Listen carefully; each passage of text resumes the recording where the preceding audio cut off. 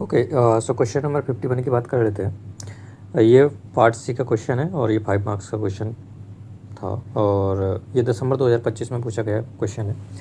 अगर बात की जाए सब्जेक्ट की तो ये क्लासिकल मैकेनिक्स का क्वेश्चन है और बात कर लेते थोड़ा क्वेश्चन की और इसके बाद जो कॉन्सेप्ट है उसके बारे में देख लेते हैं। क्वेश्चन में बोला गया था कि find the curve that extremizes the function. Function आपका क्वेश्चन में गिवन था कुछ इस तरीके से और बोला गया था कि जो आपको एक्सट्रीमम वैल्यू निकालनी है उसके लिए जो आपके पास बाउंड्री कंडीशन है वो आपके पास इस तरीके से गिवन है और ये आपको बताना था कि ये जो फंक्शनल है किस पर्टिकुलर कर्व के करस्पॉन्डिंग ये मैक्सिमम वैल्यू या एक्सट्रीमम वैल्यू रिप्रेजेंट करेगा। क्लियर इतनी चीज़। तो क्वेश्चन में क्या है कि जब भी फंक्शनल गिवन हो फंक्शनल ओके और आपसे कर्व या फंक्शन के बारे में पूछा जाए तो आपको किस तरीके से क्वेश्चन को डील करना है ये चीज़ हम लोग यहाँ पे डिस्कस करने वाले हैं। फंक्शनल और इसके अंदर जो फंक्शन है आपके पास जो है फंक्शन वो आपका ये है, ठीक है।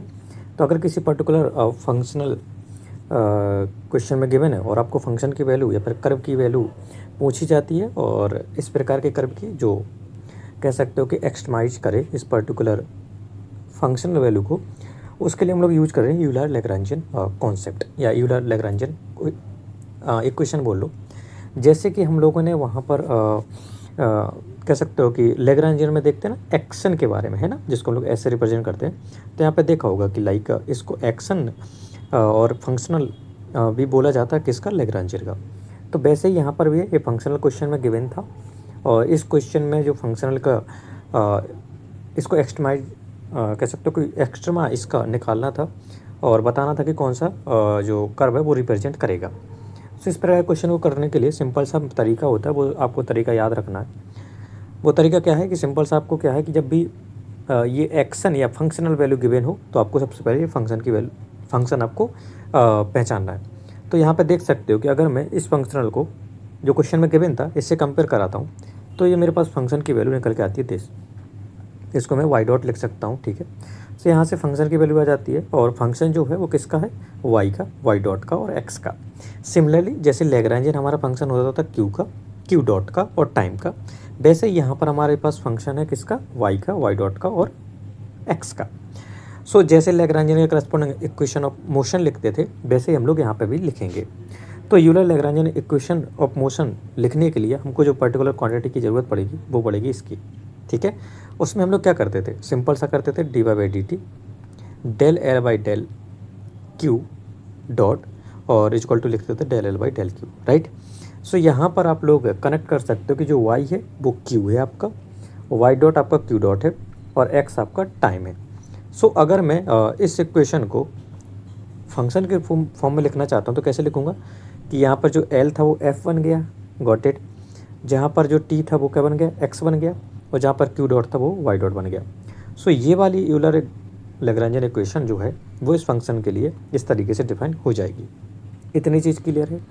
अब मेरे को अगर ये इक्वेशन ऑफ मोशन लिखनी है तो मेरे को जो जो चीज़ें ज़रूरत पड़ेंगी वो मैं फंक्शन की वैल्यू से लिख सकता हूँ। कैसे कि पहली बात तो ये वाली वैल्यू निकालूंगा और आपको ये भी वैल्यू निकालनी है। सो मैं करता क्या हूँ कि फंक्शन मेरे पास गिवन है तो मैं पार्शियली डिफरेंशिएट करता हूँ इस फंक्शन को विद रेस्पेक्ट टू वाई, तो मेरे पास आ जाता है 12x। और अगर मैं इसको वाई डॉट के रेस्पेक्ट में करता हूँ तो आ जाता है 2y डॉट। अब मेरे को पता है कि यहाँ पे इसको x के रेस्पेक्ट में फिर से करना है तो ये आ जाएगा 2y डबल डॉट। क्लियर है इतनी चीज़। अब मैं क्या करता हूँ इक्वेशन ऑफ मोशन में पुट कर देता हूँ तो मेरे पास निकल के आ जाता है y dot equal to y double dot equal to 6x। और यहाँ से इस y डॉट को मैं ऐसे भी लिख सकता हूँ, राइट, गॉट इट। अब मेरे को क्या है कि सिंपल सा मेरे को y की वैल्यू निकालनी है क्योंकि जब मैं ऑप्शन देखता हूँ तो y का रिलेशन x के साथ मेरे को फाइंड आउट करना था। सो करता क्या हूँ मैं सिंपल से इंटीग्रेट कर देता हूँ दोनों साइड। तो यहाँ से आ जाएगा सिंपल सा d Y by d x, ये आ जाएगा 6x² plus integration constant c। Again integrate करता हूँ क्योंकि मेरे को y चाहिए इससे, तो y आ जाएगा, ये आ जाएगा कितना, सिंपल से इससे काटूंगा तो 3 आ जाएगा और x² का इंटीग्रेशन x³ 3 आ जाएगा। इसको करूँगा डिफ्रेंशिएट तो सी एक्स आ जाएगा और एक इंटीग्रेशन कॉन्स्टेंट आ जाएगा डी। सो इस तरीके से मैं क्या कर सकता हूँ, क्या लिख सकता हूँ कि मेरे पास जो y आया है वो आ गया सिंपल सा ये, ठीक है। अब according to question according to question जो बाउंड्री कंडीशन गिवन थी वो कैसे थी कि अगर x की वैल्यू 0 पुट करूँगा तो y मेरे को 0 मिलेगा। तो जब मैं यहाँ पे 0 पुट करता हूँ, यहाँ 0 पुट करता हूँ, यहाँ 0 पुट करता हूँ, तो d की वैल्यू निकल के आ जाती है 0। और दूसरी बाउंड्री कंडीशन से मेरे पास जो c की वैल्यू है वो निकल के आ जाती है 0।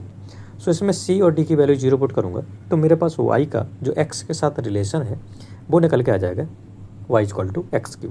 तो ये वाला जो कर्व है, ये जो कर्व है वो इस पर्टिकुलर जो फंक्शनल क्वेश्चन में गिवन था इसको क्या करेगा, एक्सट्रीमाइज करेगा।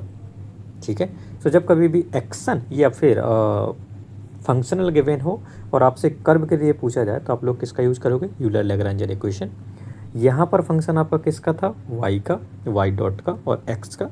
इसको वैसे ही ट्रीट करना जैसे लैग्रेंजन हमारा फंक्शन होता है q का, q डॉट का और टाइम का। इतनी चीज़ क्लियर है।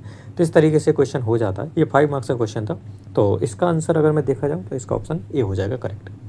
ठीक है। अगर कोई डाउट है तो आप कमेंट सेक्शन में पूछ सकते हो। नेक्स्ट वीडियो में नेक्स्ट क्वेश्चन कवर करने वाले हैं हम लोग।